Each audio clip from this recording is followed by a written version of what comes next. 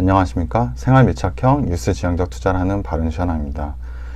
네, 오늘은 이제 주말인데 제가 뉴스 지금 보고 있거든요. 그래서 오늘 주말에 뉴스 보면서 다음 주도 한 주 동안 좀 이슈 될 만한 것들에 대해서 영상 한번 지금 적어봤고요. 그래서 2012년 14일부터 한 19일 정도에 해당하는 뉴스들이고, 또 좀 보면서 뭐 특정 날짜가 없는 거는 이제 제일 뒤로 좀 많이 빼서 한번 보고요. 예, 그래서 한번 보시면 일단 달력으로 보시면 이제 14일 정도에 좀 이슈가 될 만한 사항들인데, 현재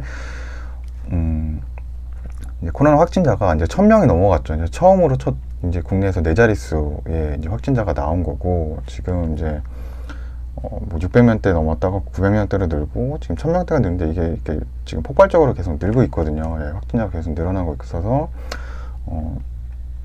14일날 월요일에는 어떤 이런 뭐 거리두기 뭐 이런 게 3단계로 될 수 있는 그런 얘기들이 계속 나올 것 같아요. 그래서 아마도 지금 확진자가 줄어들지 않는다 그러면은 결국은 거리두기 이제 3단계로 가서 더 강력한 이제 방역이 이루어지지 않을까. 그래서 사람들이 이제 이동도 많이 통제가 아마 되겠죠. 예, 회사도 이제 원격 근무나 이런 거를 하고, 이제 초등학교도 다 이제 온라인 수업으로 이제 대체되는 상황이고요. 그래서 경제적으로 이제 좀 더 어려워지는, 소상공인분들이 좀 어려워질 수도 있는 그런 뉴스가 될 수 있는데, 지금 보면은 뭐 거의 3단계로 넘어갈 것 같다는 좀 생각이 들고요.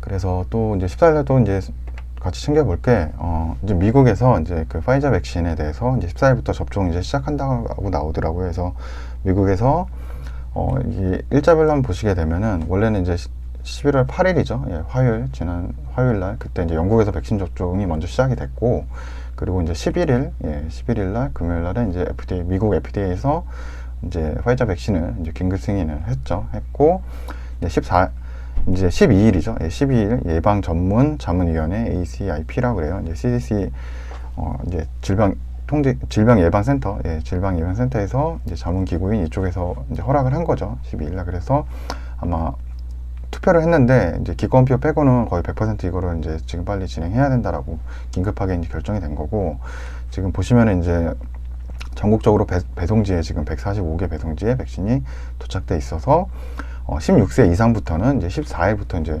접종이 되는 거죠. 예, 결국 이제 이렇게 진행될 거라서, 과거에 이제 8일 날이었죠. 8일날 어떤 일이 있었냐면은, 이제 파이자 백신 그때 뉴스 나오면서 이게 이제 콜드 체인이라 그래서 굉장히 이제 저온 영하 한 80도, 영하 한 70도 이때 이제 보관이 돼야 되는 이제 제품이죠, 백신이. 그래서 이게 콜드 체인 이제 관련 회사들인데, 이 회사들이 지난주 8일날 되게 움직임이 좀 좋았죠. 이제 주가들이 많이 잘 나오고 이랬는데, 이제 관련주 중에 이제 드라이 아이스를 이제 만들고 있는 태경케미컬, 이 회사의 주가인데, 뭐 다른 회사들도 아마 좋았을 거예요. 그래서 일주일간 이거 보시게 되면 이제 8일날 영국 접종이 있었죠. 영국 접종 앞두고 이렇게 한번 크게 상승을 했었거든요. 그리고 11일날 미국 FDA 이제 승인이 됐었고, 그래서 이제 14일날 이제 다시 미국에서 또 접종을 하잖아요. 그래서 미국 접종할 때도 뭐 다시 한번 이런 이슈가 좀 나올 수도 있고, 근데 어찌 보면 한번, 이게 최초가 아니고 영국에서 한번 이슈가 있었기 때문에 뭐 조금 뭐 이렇게 뭐 너무 이렇게 폭발적으로 안 나올 수도 있고, 하지만 좀 콜드체인이 또 움직임을 좀 보일 거라는 생각은 들어요. 왜냐면 영국보다는 이제 미국이 더 훨씬 더 경제적인 영향력을 더 글로벌적으로 이제 미치는 국가이기 때문에 그렇게 생각이 들고, 또 이제 뭐 태경케미컬에 보시면 태경 BK라는 회사가 한 40% 지분을 가지고 있거든요. 그래서 이 회사도 거의 비슷한 좀 움직임을 보였죠. 그리고 뭐 이제 세움 메디컬도 똑같은 요 8일날에 이제 상승을 많이 보였죠. 8일날부터 상승하고, 좀 그 다음부터는 좀 이제 주춤하고 있는데, 다시 제 생각에 월요일날 좀 어느 정도 움직임이 좀 나올 것 같아요. 이게 다 이제 콜드체인하고, 태경케미컬은 이제 드라이 아이스에서 이제 콜드체인이고, 이제 세움메디컬은 이제 주사기 관련 이제 회사죠. 의료 이제 소모품 관련된 회사인데, 이쪽도 이제 예방접종 하려면은 이제 그 주사기나 이런 것들이 좀 쓰인다고 생각해서 이것도 아마 같이 이렇게 좀 움직였던 것 같은데, 이런 비슷한 움직임이 14일날 월요일에도 한 번 정도 나올 수도 있을 거라는 좀 생각이 들고요. 그냥 날짜별로 그래서 한번 저 혼자 생각해 본 겁니다. 이렇게 아마 있을 수 있다. 그래서 보시면 될 것 같고, 또 하나 지금 보시면 이제 눈이 좀 오전에 내렸거든요. 눈이 오전에 이제 내려가지고 좀 살짝은 쌓였는데, 이게 아마 눈이 녹아도 내일 아침 아마 월요일 되면 이게 영하로 지금 12도까지 막 떨어진다 이런 뉴스가 나오거든요. 그래서 월요일 날 보면 영하 뭐 9도, 뭐 최고 기온이 4도 막 이렇고 화요일도 영하 10도 뭐 이래요. 그러니까 이 눈이 내리고서 그 다음 날에 이제 날씨가 이렇게 추워지면은 이제 오늘 같은 경우는 이제 영상으로 올라가서 눈이 좀 녹아버리겠죠. 하지만 이게 블랙 아이스라 그래서 이 아스팔트 그런 이제 기포나 이런 그 빈 공간에 물이 차 있다가 다음날 이렇게 추워지면서 다시 이게 얼어붙는 형상, 얇은 이제 그 빙판 형상이 돼서 좀 차 사고나 이런 게 좀 많이 늘어날 수도 있거든요. 그래서 내일은 진짜 차량 운전하는 거 많이 조심하셔야 되고, 기온이 이제 떨어지면서 내일 이제 월요일 새벽부터 이런 일들이 있기 때문에. 그래서 또 한번 생각해 본 게 약간 이제 태경 BK라는 회사가 이제 염화칼슘, 원래는 이제 백광소재라는 회사에서 이제 사명이 태경 BK로 바뀐 건데, 이 회사 이제 염화칼슘이라는 거를 이제 원래 좀 만들고 공급하던 회사였거든요. 그래서 약간 염화칼슘 관련된 회사들도 저런 뭐 블랙 아이스 이런 게 있을 때는 좀 관련해서 좀 테마도 할 수 있다라고 좀 생각도 들거든요. 그래서 뭐 조금 뭐 그렇게 내일 월요일 날 생각이 드는 게 아마 이런 뉴스 보면서 좀 이런 생각이 들었고요. 그래서 이 태경 BK죠. 태경 BK는 어떻게 보면은 아까 얘기한 이제 태경 케미컬은 월요일 날 화이자 백신 이슈가 있었죠. 그래서 요거와 관련돼서 지분을 한 40% 태경 케미컬 보유 지분을 40% 태경 BK에서 가지고 있죠. 그래서 이게 같은 회사 주가 그래프가 아닌데 거의 똑같이 움직였죠. 금액대가 다를 뿐이지 주가의 이런 흐름이나 어떤 수급의 그런 모습들은 비슷하게 움직였었고, 태경 BK 같은 경우는 아까 얘기했지만 이제 염화칼슘이라는 또 이런 뭐 블랙 아이스라는 더 하나의 더 추가적인 그런 이슈가 더 있어서 태경 BK가 좀 월요일 날에 만약에 저런 거가 시장에 좀 이슈가 된다 그러면 좀 움직임을 보일 수도 있겠다라는 좀 생각이 들었습니다. 예. 그리고 화요일 날은 이제 그 검찰총장이 이제 윤석열 징계위원회가 또 열리거든요. 원래는 이제 목요일 10일 날 열렸다가 이제 윤석열 총장이 참석 안 하고 이제 계속 늦게까지 이어지다가 결국은 이제 연장이 되었는데, 만약 이날 결과가 또 나온다 그러면은 그 결과에 따라서 이제 윤석열 총장하고 이제 추미애 이제 대법 장관이죠. 법무장관의 어떤 정치인이기 때문에 관련주들이 또 있어요. 그래서 그런 주식들이 좀 움직임이 좀 보일 수가 있죠. 뭐 어느 쪽으로 이게 결과가 나올지 모르겠지만 좀 그런 것도 있을 수 있다라고 생각하고, 특히나 윤석열 이 검찰총장은 지금 최근에 발표한 이제 대권 주자 후보에서 1위를 또 차지했거든요. 지지에 좀 1위를 차지했기 때문에 이제 지금은 어떻게 보면 약간은 이제 윤석열 총장 관련주들이 좀 시장에서 이슈가 좀 되는 상황이라서 이날 좀 관련이 나오는 거에 따라서 좀 그런 움직임도 한 번 더 보여줄 수 있다라고 좀 생각 들거든요. 월요일 날 같은 경우 보니까 그 관련주들 오전에 좀 올랐다가 오후에 이제 하락하는 모습을 좀 보여줬는데, 뭐 비슷한 모습이 좀 나올 수도 있고요. 예. 그래서 좀 뭐 그런 것도 만약에 투자하신 분들은 아마 있을 것 같은데 좀 그런 거 좀 조심하셔서 관리하셔야 될 거란 생각하고 있습니다. 그리고 16일에 이제 정치적인 거는 좀 알아두는 게 좋아서 이 김종인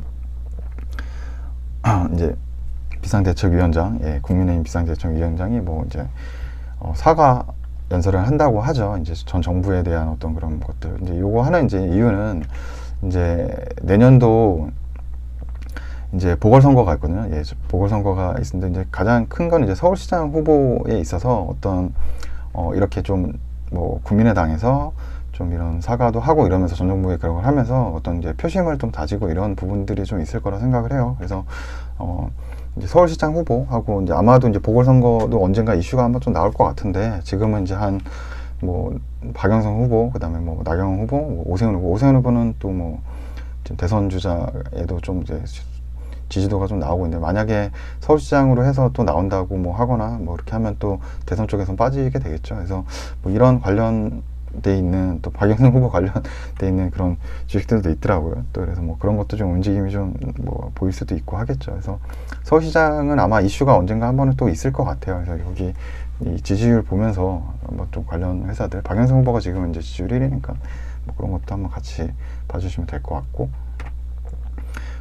그 중요한 게, 저는 이제 그 서울시장 후보로서 뭐 이 뉴스를 이건 이제 뭐 주말에 뉴스 보면 나오는데, 결국 이제 공급이 좀 이제 부족한다는 걸 인식을 해서 이제 소형 임대주택을 이제 놓는다고 이제 현 정부에서 얘기를 하고 있는데, 그거에 대한 이제 너무 이제 공간이 작다. 그래서 그거 어떻게 그렇게 작은 데서 할 수 있냐, 이런 또 막 뭐 댓글도 많이 있더라고요. 그래서 아마 이 서울시장 후보는 아마 제1 공약으로 서울시 지금 국민들이 느끼는 거는 이제 주거 안정일 거예요. 뭐 전 국민이 아마도 그렇지만 서울시 집값이 너무 지금 비싸졌기 때문에 전세도 오르고 전세 물량도 없고 하기 때문에 지금 뭐 전세 만기된 사람들이 굉장히 지금 힘들어하고 있거든요. 이제 집값이 너무 많이 올라서 아마 그거에 대한 안정에 대한 공약을 좀 가장 가능성, 현실성 있으면서도 서울 시민이나 국민들에게 주거 안정을 일으킬 수 있는 그런 공약을 하는 후보도 굉장히 좀 지지율에서 좀 뒤집을 수 있거나 그런 게 좀 될 수 있겠죠. 아니면 뭐 박영선 후보가 더 앞지를 수도 있는 거고요. 그런 아마 공약이 분명히 나올 것 같아서 좀 약간 주택과 관련된 어떤 뭐 건설 회사들도 될 수 있겠죠. 뭐 그런 뭐 관련 회사들도 움직임을 좀 보일 수 있다라고 또 생각이 들고요. 그리고 17일 날 뭐 특하게 뭐 또 뭐 이슈가 있는지 모르겠는데 뭐 손흥민 선수가 이제 뭐 최고의 이제 최고의 득점상이라고 할까요? 이제 피파 푸시카 시상 후보에 올랐다라고 하더라고요. 최종 3위는 뭐 오른 것 같아서 후보 3위는 올랐다 그래서 이따 발표가 나온다고 하니까 뭐 손흥민 그 선수가 뭐 당선이 된다 이제 그 1위가 된다 그러면 뭐 경제 시장에서는 또 어떻게 영향을 미칠지 모르겠는데 아무튼 뭐 그런 이슈가 또 있는 거고요. 또 하나는 이제 세월호 특조위 방해법으로 해서 이게 이제 선고가 이제 나온다 그래요. 2심 선고가 17일 나온다고 보니까 이것도 정치적인 이슈는 그래도 약간 정치적인 그 정당으로의 좀 흐름을 볼 수 있으니까 계속적으로 좀 뭐 있는 거 결과 정도는 좀 알아두는 게 경제적으로도 좀 연관성이 좀 미칠 수 있으니까요. 계속 이제 팔로우를 좀 해주는 게 좋다고 좀 생각이 들고, 이게 또 이제 17일 날, 목요일 날 이슈가 있는 거고, 또 18일 날에는 이제 트와이스가 이제 신곡 발표가 있다 그래요. Cry for Me라는 뭐 이런 신곡 발표를 해가지고, 그래서 뭐 이게 보니까 뭐 11일 날 뭐 오후 1시에 뭐 유튜브 조회수가 뭐 691만원에 넘어섰다. 뭐 일단 뭐 해당 영상 뭐 이렇게 나오고 있거든요. 그래서 뭐 엠넷 유튜브에서, 요게 이제 유튜브에서 뭐 이게 이제 미리 이제 발표가 한번 됐었나 봐요. 이제 12월 6일 날에 개최된 데서 Cry for Me 공연을 했다고 하니까, 그래서 지금 뭐 가장 많이 이제 클릭수가 높다라고 하는 노래라고 하니까, 또 금요일 날 이제 신곡 발표하면서 뭐 JYP에 어떻게 보면 가장 영향력을 지금 크게 미치고 있는 아티스트니까 좀 뭐 트와이스가 또 나옴으로 인해서 뭐 JYP에 대한 뭐 기대감이나 그런 것도 또 생길 수가 있겠죠. 그리고 이제 19일 토요일 날에는 이제 에어 부산에서 이제 국제선이 이제 목적 없는 비행이 19일부터 이제 시작이 된다 그러죠. 그래서 최근에 이제 에어 부산이 이제 유상증자 해가지고 뭐 92%는 거의 이제 많이 이제 흥행을 성공한 거죠. 그래서 한 802억 정도 자금을 확보했다라고 얘기해요.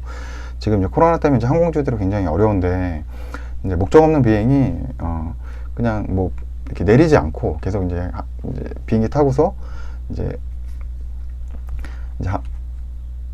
그 뭐 대구, 부산, 뭐 대마도 하고 인천 다시 돌아오는 뭐 이런 운항이라고 해요. 인천을 출발해서 대구, 뭐 부산, 대마도, 인천 다시 비행해서 날아오는 거. 그래서 뭐 그 면세점도 좀 이용하고 뭐 이런 식으로 좀 봐서, 지금 어쩔 수 없이 지금 어떻게든 또 이제 항공사가 살아야 되니까 또 이 직원들도 지금 일자리 많이 지금 이제 뺏기고 있는 상황이라서 굉장히 좀 필요한 조치라고 보이고요. 그리고 현재 그 에어부산 같은 경우 영업이익이 계속적으로 이제 손실이 커지고 있기 때문에 지금은 뭐라도 진짜 어떻게라도 좀 해야 되는 부분이거든요. 그래서 뭐 아시아나나 대한항공 같은 경우는 지금 뭐 화물 그 여객 운임이 좀 늘어서 뭐 이제 오히려 좀 이제 코로나에도 좀 피해가 좀 이제 줄이고 있는 상황인데, 이런 이제 에어부산 같은 그런 이제 대형사가 아닌 이제 저가 비용 항공사들은 지금 굉장히 더 어렵죠. 그리고 여기 한번 보시면은 이제 부채 비율이 9,781억이거든요.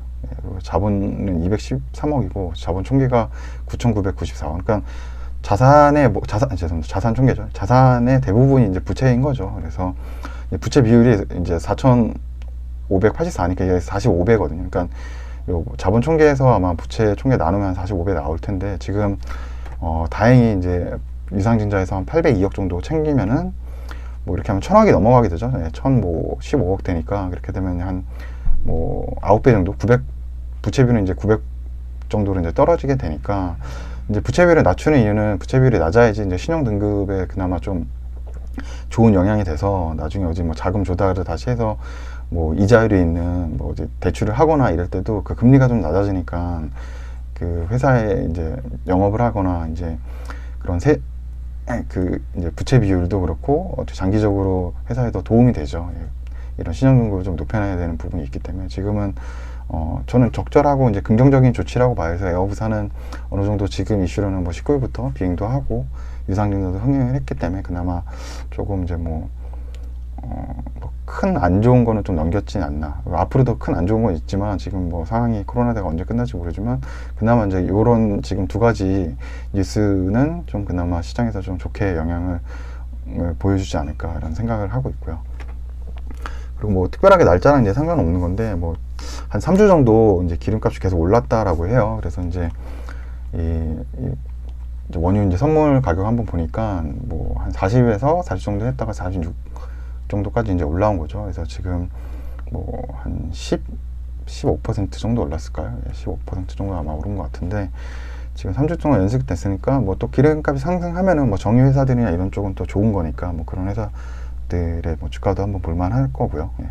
한번 확인을 해볼 필요가 좀 있고 그리고 지금 AI 쪽이죠. 예, 이제 조류 독감이 계속 이제 뉴스가 조금씩 나오고 있는 것 같아요. 그래서 뭐 이런 쪽으로 해서 또 이제 달걀 파동이라 해서 3년 전에 이게 제가 기억하기에 달걀 파동이라 해서 그때 계란이 없어져 가지고 이제 막 그 제과점이나 뭐 그런 뭐 업체들이 막 계란을 못 만들어 빵을 못 만들고 막 이런 일들이 잠깐 생겼거든요. 계란이 갑자기 비싸져 가지고 예, 그런 적이 있었는데 그래서 뭐 여기도 지금 뭐 신선란 판매 중단된다 뭐 이런 뉴스도 좀 있네요. 근데 아직까지 뭐 큰 차이는 없다라고 하는데 뭐 계속 뉴스가 지금 나오고 있으니까 언젠가 또 이제 그런 조류 독감으로 관련돼서 이제 육계 이런 회사들이 좀 이제 움직임을 또 보일 수도 있겠죠. 그래서 이게 이제 그 육계 관련된 업체들 이거 네이버에서 가져온 건데 테마를 해가지고 이게 이제 하림 같은 경우 하림하고 마니커가 지금 보면 거래량이 마니커나 뭐 하림이 좀 높게 나오잖아요. 그래서 원래는 시총이 작으면서 거래량이 높게 나온다 그러면 뭐 이거는 뭐 지금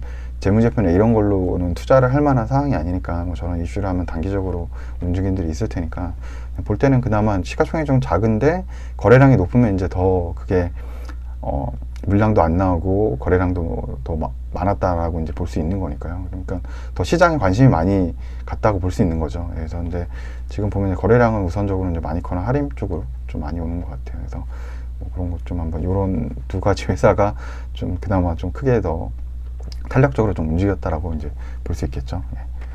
그리고 현대차가 이제 보스턴 다이나믹스를 이제 인수한다는 얘기가 나오네요. 지분 참여한다고 해서 제가 보니까 소프트뱅크 이제 지분을 아마 가져오는 것 같아요. 그래서 이제 기존에 이제 소프트뱅크가 원래 보스턴 다이나믹스에 인수했잖아요. 예, 이제 비전 펀드나 그 자금을 통해 가지고. 근데 소프트뱅크가 지금 뭐 이게 코로나로 해가지고 업체들 뭐 암도 지금 이제 팔고 지금 뭐 알짜 회사들을 많이 좀 팔고 있거든요. 그러면서 자본 확충을 하면서 오히려 이제 그 공격적으로 이제 그 투자를 좀 더 많이 좀 하고 있는 것 같아요. 예, 주식시장에서 좀 투자를 많이 하고 있는데. 이 현대그룹이 결국은 이제 이제 자율주행이나 밑에 이제 소프트웨어 이제 오토모비스라는 그런 사업을 위해서 지금 계속 이제 투자를 하고 있는 것 같아요. 그래서 이제 소프트뱅크 그룹으로부터 한 80% 지분 인수하니까 이제 거의 이제 1차 주주는 이제 현대차 그룹이 되는 거죠. 그래서 이제 자회사로 들어가게 되니까요. 이제 보스턴 다이나믹스 아마 보스턴 다이나믹스 모르는 회사는 이 로봇 그 영상이나 이런 거 한번 보시면은 굉장히 인간과 비슷하거나 뭐 아주 좀 움직임이 굉장히 좀 균형 잡거나 이런 걸 보면 되게 놀랐거든요. 그래서 사람처럼 참 움직인다는 그런 모습을 많이 가지고 있는데 그래서 앞으로 이렇게 현대차가 좀 좋게 보여요. 지금도 이제 뭐 자율주행도 그렇고 스포츠차도 그렇고 여러 가지 좀 하고 있는 부분들이 긍정적으로 이제 앞으로 좀 영향을 미칠 수 있다라고 좀 생각이 들거든요. 그리고 네. 또 하나 이제 볼 거는 이제 이런 거 이제 이제 자본이 그럼 많이 좀 들어가잖아요. 이제 8,800억 달러 정도 이제 된다라고 하니까 뭐 11억 달러 가치라고 얘기하고 이제 8,800억 달러 이제 뭐 투자를 해야 되는 거고 이렇게 된다 그러면 이제 자본이 많이 필요하겠죠. 지금 이제 현재 뭐 사재까지 털어서 뭐 한다 이런 얘기가 있는데 그래서 아마 제 생각에 올해 말에 그러면 이제 현대차 같은 경우는 지금 뭐 리콜 이슈 이런 것 때문에 약간 이제 유보금을 좀 이제 확보를 해준다는 그런 얘기가 있거든요. 뭐 이제 리콜 자동차 업계에서 이제 리콜이 나오고 그러면 이제 돈이 좀 있어야 되잖아요. 그래서 뭐 그런 거 리콜이나 뭐 소송도 대비해야 되고 그러니까 그런 유보금, 그래서 유보금을 좀 많이 챙겨야 되는 부분도 있고, 또 신규 투자가 이제 크게 좀 들어가죠. 이제 그 보스턴 다이나믹스를 좀 인수하기 위해서. 그래서 조금은 현금에 대해서 이제 리테인 어닝이라고 할 수 있는 이익잉여금, 뭐 거기서 이제 결국은 이제 배당을 줘야 되는 건데, 그거를 좀 더 남겨둬야 되는 부분들이 좀 있으니까 주당 배당금이 올해 이제 작년도부터는 계속 이제 4,000원 정도 유지했었는데, 그리고 뭐 올해는 이제 오히려 한 3,500원 정도로 이렇게 좀 떨어지게 리포트 애널리스트 분들이 이제 예상을 하고 있는데, 작년도 같은 경우에 3% 넘게 이제 배당줘서 그나마 이제 고배당이죠. 현대차 같은 경우에 배당이 좀 높았던 건데, 지금은 과거보다 주가도, 과거는 한 12만 원 할 때 이제 한 4,000원 정도 줬던 거거든요. 근데 지금은 만약에 3,580원 정도로 만약에 연말 배당이 나온다고 하면은 현재 주가가 이제 19만 원이기 때문에 그 현재 주가로 보면 한 1.88이거든요, 배당률. 그래서 뭐 현대차가 배당을 보고 이제 투자할 만한 그런 고배당 주식은 이제 아닌 것 같아요. 1.88이기 때문에. 그래서 그런 쪽으로 이제 접근을 하면 안 될 것 같고, 그래서 만약에 배당률 좀 이제 궁금하신 분들은 뭐 현재 주가랑 뭐 지금 예상돼 있는 만약에 그 배당금 가이던스가 나온 게 있다고 하면 그거 아마 배당금이랑 현재 주가 나눠보면 이제 나오니까요. 과거 배당, 시가 배당률 요거를 보고 투자하는 거는 조금 이제 안 맞을 수 있거든요. 올해는 특히 이제 코로나 때문에 좀 변화가 되게 많았던 한 해이기 때문에 좀 만약 배당 투자를 한다 그러면은 이렇게 한번 보시고서 직접 계산해 보셔야 될 거라고 좀 생각이 듭니다. 네.